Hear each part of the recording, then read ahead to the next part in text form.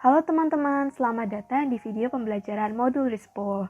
Di materi Rispol sebelumnya, kita sudah belajar tentang bagaimana cara menggunakan spreadsheet-based software untuk menganalisis level inventory pada penggunaan Rispol. Nah, pada video pembelajaran kali ini, kita akan belajar tentang topik lain, yaitu tentang korelasi antar retailer dalam penerapan Rispol. Nah, sebelum kita mulai, teman-teman pasti udah baca kan dan juga masih ingat materi yang ada di modul ataupun sumber-sumber lainnya. Kalau korelasi antar retailer itu menjadi salah satu faktor yang mempengaruhi sukses atau tidaknya Rispol. Nah, kali ini kita akan belajar bagaimana sih caranya menghitung korelasi supaya kita nanti bisa dapat informasi dan insight. Seberapa baik sih Rispol apabila diterapkan pada satu perusahaan berkaitan dengan korelasi antar retailer yang dimiliki. Nah, langsung saja untuk pembelajaran kali ini ada sebuah kasus di mana terdapat sebuah perusahaan bakery yang bernama Silog Bakery. Nah, Silog Bakery ini memproduksi roti yang dijual melalui beberapa retailernya. Untuk saat ini, Silog Bakery memiliki 3 retailer yang terletak di Godean, Kalasan, dan juga Ngaglik. Berikut diketahui data histori permintaan untuk setiap retailer yang dimiliki oleh Silog Bakery. Di sini ada retailer Godean, Kalasan, dan juga Ngaglik. Selanjutnya kita diminta untuk menghitung korelasi yang dimiliki oleh antar retailer. Sebelum lanjut, teman-teman pasti udah tahu kan kalau Microsoft Excel itu punya suatu fungsi yang bisa digunakan untuk menghitung korelasi, yaitu fungsi Corel. Nah, fungsi Corel ini bisa kita gunakan untuk menghitung korelasi antar retailer untuk kasus Rispol. Contohnya seperti ini. Misal kita mau menghitung korelasi antara retailer Godean dan juga Kalasan.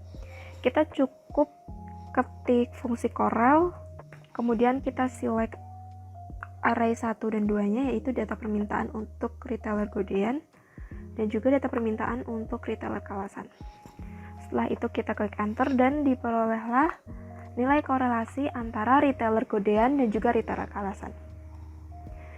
Cara ini bisa diterapkan untuk sel-sel lainnya, tetapi akan jadi masalah kalau misalnya kita punya data retailer dan permintaan yang sangat banyak. Maka dari itu, di sini kita mau coba pakai cara lain yang lebih ringkas, yaitu dengan fitur data analysis. Apa yang teman-teman perlu lakukan? Pertama, kita klik tab data di sini. Kemudian kita ke kanan di sini ada menu data analysis. Kita klik.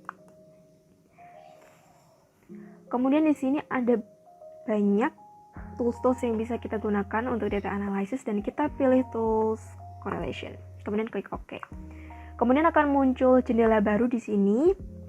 Yang pertama, teman-teman perlu masukkan input range-nya. Di sini kita masukkan data permintaan yang kita punya. Seperti ini. Kemudian yang selanjutnya, group by ini kita tentukan berdasarkan tabel yang kita punya. Di sini retailernya dibedakan berdasarkan rows. Maka dari itu kita klik rows. Kemudian di sini ada pertanyaan labels in first column. Kita lihat lagi di input range-nya tadi yang pertama. Karena kita melibatkan kolom penamaan retailer, maka dari itu kita cek labels in first column. Kalau misalnya tadi di input range teman-teman nggak ngikutin nama retailernya, teman-teman bisa uncheck. Karena tadi diikutkan, kita cek di sini.